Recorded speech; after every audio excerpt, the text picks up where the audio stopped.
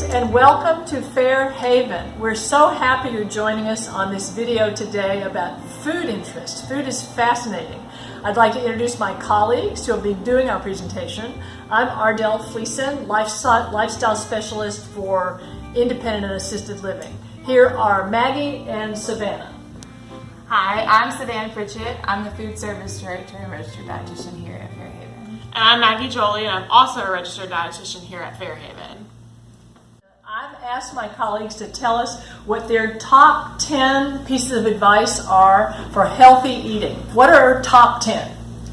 Well, the first one would be just to make half of your plate fruits and vegetables because the recommendation is for everyone to eat 2 cups of fruit and 2 cups of vegetables every day. So if you make sure to add half of your plate as that fruit and vegetable component, it adds color and texture and variety to your diet too. Exactly. So number 2 would be to vary your protein choices. Don't forget that there's more than just meat out there. You can also get protein in with seafood, with nuts, legumes. There's plenty of other things that you can add in so that you're not just eating the same piece of chicken every night.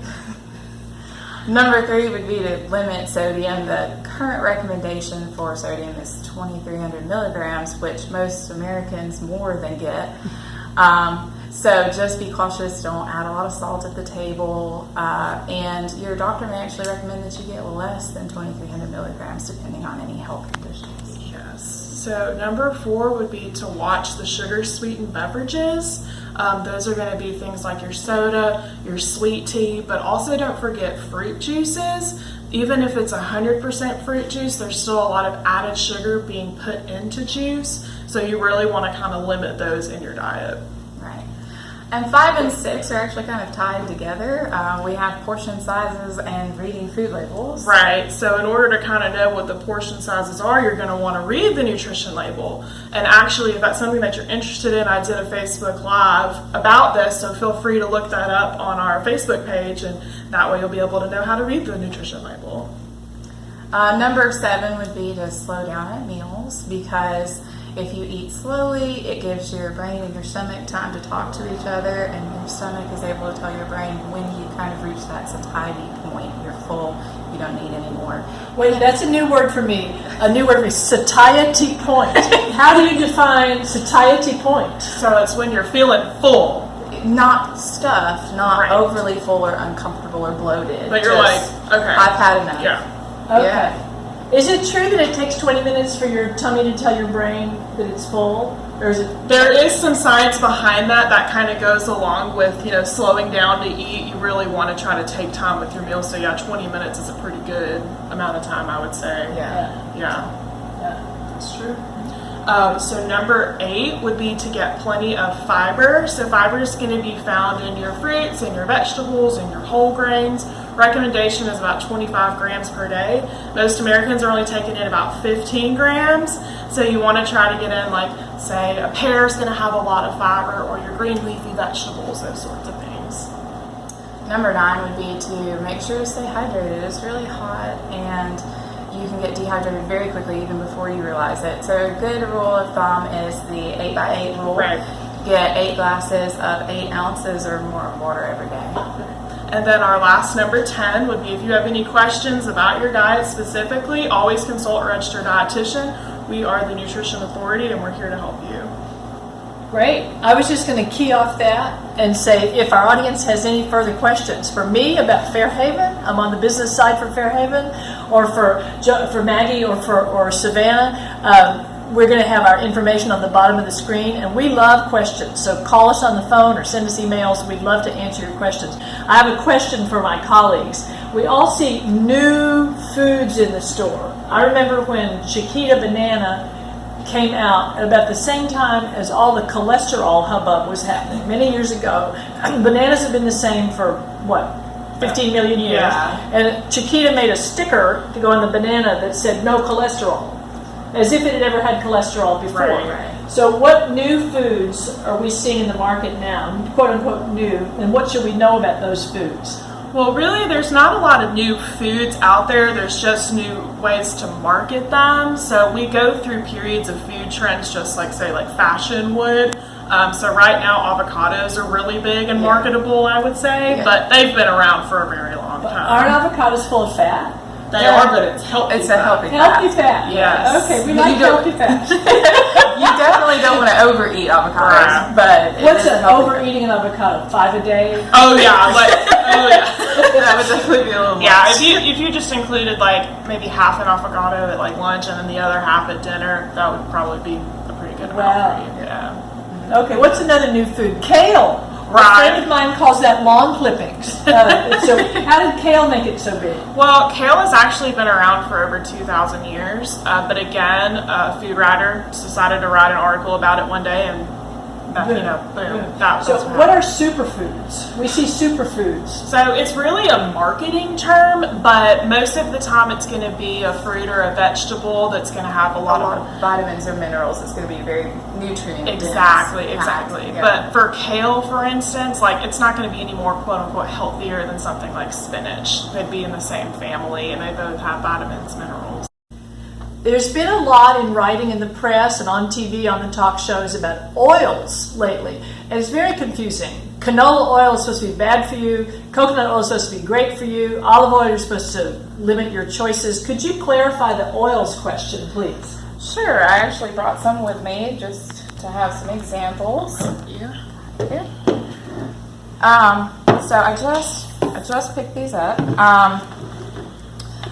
For the recommendation, the American Heart Association recommends that you choose oils that are high in monounsaturated fatty acids and polyunsaturated fatty acids. So they're going to be your liquids at room temperature. Okay. Whereas your coconut oils and your butter are solid at room temperature. As you can see, it's completely solid. Those are going to be higher in saturated fats, so it's going to have a more negative effect on heart health. Right. So the recommendation is to choose your liquids and to use less of them. Okay. Got it. So this is, you brought us an olive oil. Yes. Extra virgin. And then this is also extra virgin. And Yeah. this is just a vegetable or It's a canola vegetable oil. oil. Yes. And then of course we have our coconut here. Okay. Right. All And right. you can always read on the label too to make sure that you've gotten something that has some high monounsaturated fats and things like that. So Yeah, because on this label, it's a small label, but it says on a line here that it's 12 grams of saturated fat and the total fat's only 14 grams. So Right. all of it is saturated fat. as to basically. where like in your olive oils, there's only 2 grams of saturated fat, and then the rest is your monounsaturated So polyunsaturated. peel us back to a basic. What is saturated fat and what is unsaturated fat? So really it comes down to the chemistry behind it. When it's saturated, it's going to be a single bond. Unsaturated, it's not. So it's really how the body breaks it down. But your saturated fats tend to kind of clog your arteries, like Savannah showed you. This is solid at room temperature. Well, imagine what that's going to look like in your body. It's going to kind of form back up like that. So that's why we kind of want to stick to our monounsaturated and our polyunsaturated. It's all chemistry. It's all chemistry. Yeah. Yes. But saturated is the bad one. Yes, Yes, okay. absolutely. Yes. All right. Yes, that's All what right. you want to limit in your diet. Got Yes. it. Got it. Fascinating. No problem. Let's talk about milks. We have lots of confusion in the marketplace about different kinds of milk. Almond milk and wheat milk and cow milk and other milks. Could you clarify some healthy thoughts about milks? Sure. For anyone who doesn't have any sort of intolerance, a reduced fat cow's milk is the best option because it is the most complete nutritionally.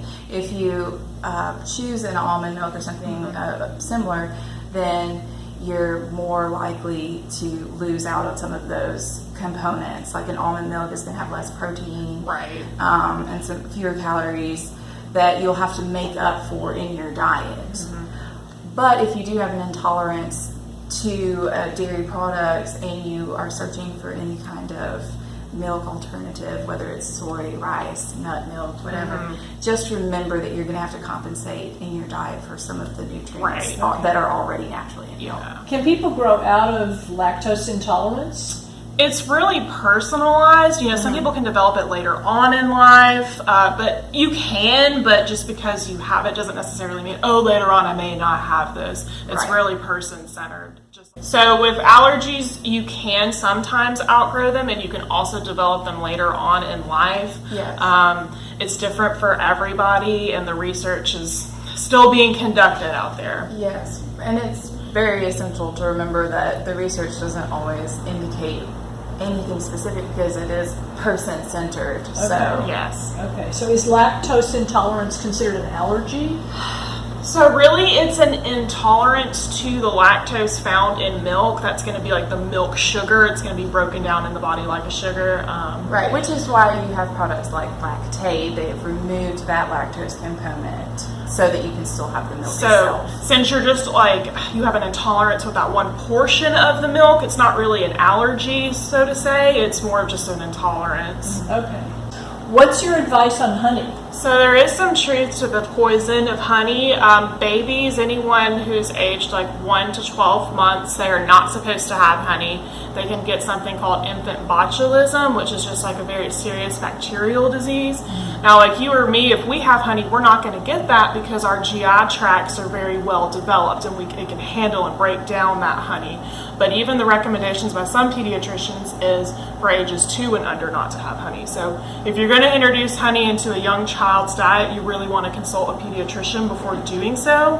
Now, how healthy is honey? It's really an added sugar in our diet, so when it's broken down in the body's not going to really recognize it as anything different than sugar. So it's going to break it down the same way as sugar. You really want to think of it as just an added source of sugar in your diet. And what that's going to look like, the recommendation is 6 teaspoons for women and 9 teaspoons for men. A teaspoon's a lot smaller than you think it is. Yes, I actually have one to show.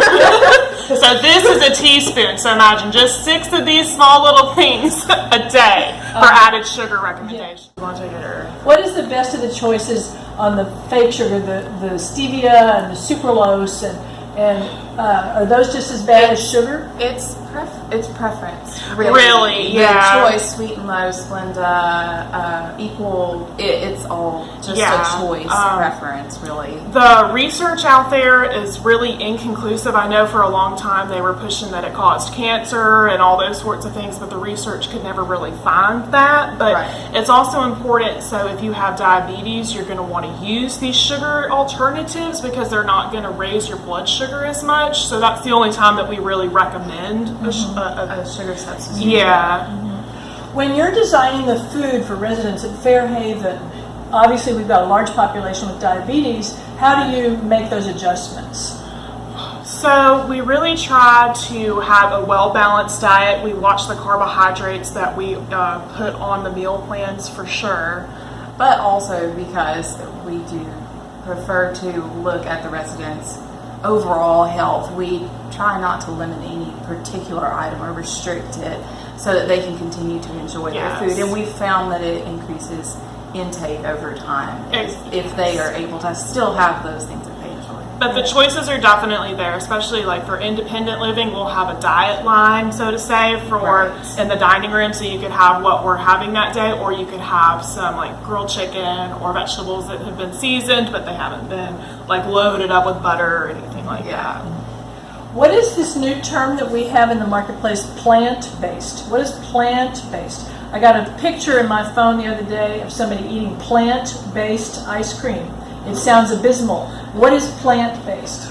Well, there's no actual defined term of plant-based diet. It can be anything from vegetarian to vegan, whatever it may be. It's just the idea that you're going to limit more of the animal protein and substitute that with more plant options, Right. and possibly to limit or decrease your processed food intake, which can be an alternative to the traditional Western diet, which is very high in saturated fat and sodium.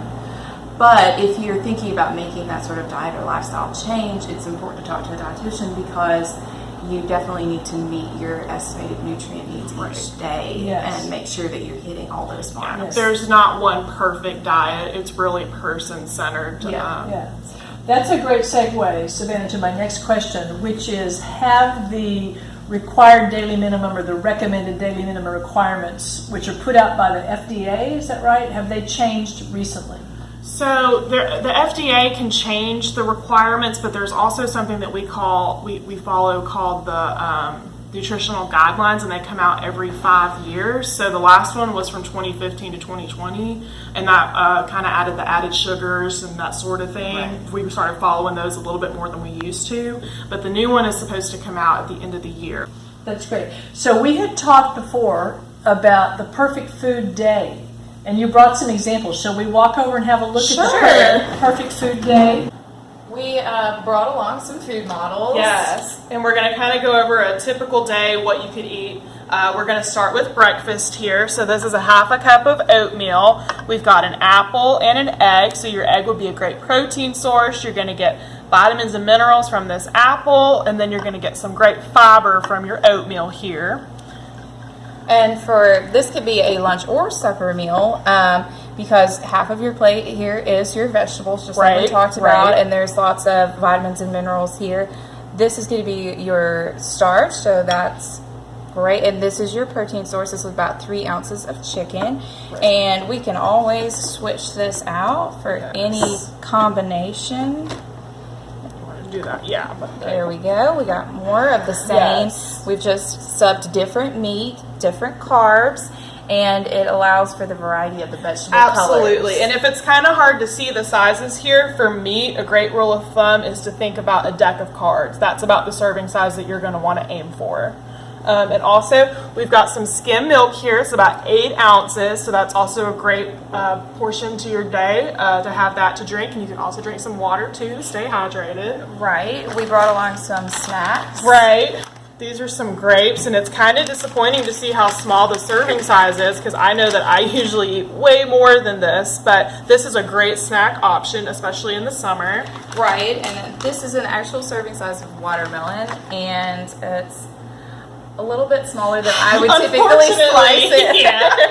But I also have cheese stick here, which would be a great option for a snack. Right, and you can always pair some cheese with some crackers. And unfortunately for saltines, the serving size is only about 5 crackers. But along with the cheese, it would be a really nice snack in between meals. Right.